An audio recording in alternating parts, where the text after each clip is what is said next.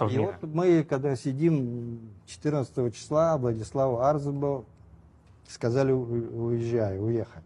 Он уехал. Когда Владислав уезжал, я ему сказал: слушай, давай встретимся в Афоне, там сделаем какой-то штаб сопротивления, там есть пещера в случае бомбежки, туда-сюда. Ну как-то да, и разошлись, он уехал. Я вернулся и в зале сижу заседания, и мне Валерий Кварча, он говорит, ну он знал, что я занимаюсь, он тоже в политсовете Айдлера был, в президиуме. И говорит, что ты сидишь, давай иди, занимайся своим делом. Я говорю, ну как я сейчас уйду, как это будет воспринято? Давай, уходи. Я ушел, вышел. Вот я вот не помню, флаг я забрал, или каким образом этот флаг потом оказался в Гудеутах. То ли я его забрал, то ли потом они привезли его, что ли. Это все 14 августа. Это 14 августа. Я приезжаю в Афон, спрашиваю, Владислава нету. Приезжаю в Гудеуты. В Гудеуты по нашему плану должны были уже напасть на Гудаутскую базу и захватить вооружение и прочее. А там уже перед администрацией народ собрался, толпа, я разговариваю, там Дима Арзума, который у нас, это и другие ребята, которые там в активе, все стоят, невозможно отдельно отойти. Я говорю, почему не сделали? Но они не знают ситуацию все-таки. Они говорят, Владислав что говорит? Я говорю, не знаю, не могу найти Владислава. Мы знаем, где он, не знаем, как связаться, говорит Дима. Как связаться? Ну, пойдем, говорят, там около администрации, прямо у моря, пункт пограничный.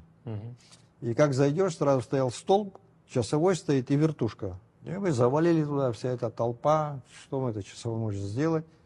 Набирают, связываем с Владиславом, он находится в Эшере, на этой части, которая в Эшерах стояла.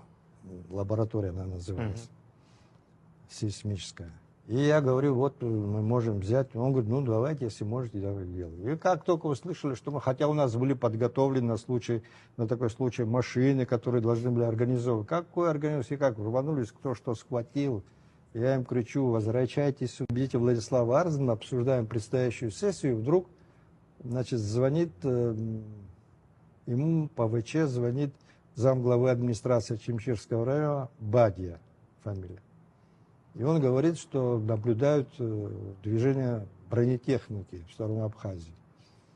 Владислав Арзум что-то его отчитал, прекратите панику и так далее. И по вертушке хочет связаться с Ахурей, а никто не отвечает. А потом мы узнали, что основную часть повезли в Гал обедать, а несколько человек, которые оставались, сразу попали в плен.